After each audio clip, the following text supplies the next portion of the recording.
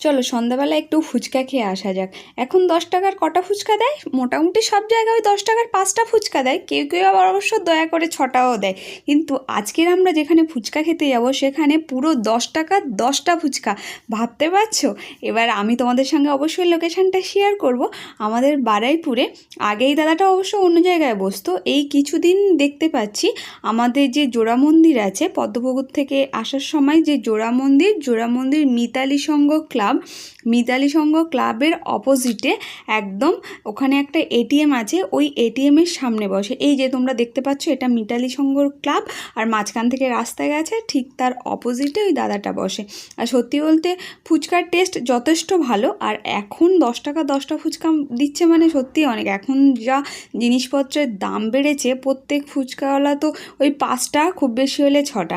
আর সত্যি বলছি, এমনি এখানে চাটনি ফুচকাও পাওয়া যায়, দই ফুচকাও পাওয়া যায়, তো তোমরা একবার ট্রাই করে দেখতে